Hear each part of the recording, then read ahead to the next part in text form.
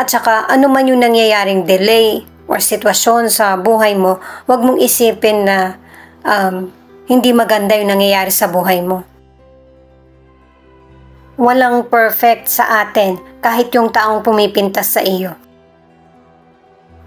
At may ilang Virgo na hinihintay mo yung resulta patungkol sa kalusugan mo or sa magiging desisyon ng person mo or para sa career. At pinaghahanda ka ng mga cards na maging ready ka sa malalaman mong katotohanan. Kahit anong issue man ito, ang outcome ay magiging pabor sa iyo.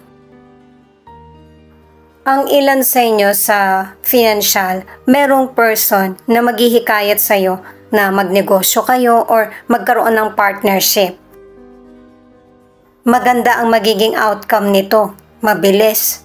Yun nga lang, kailangan ng effort or dedicated ka sa sisimulan mo na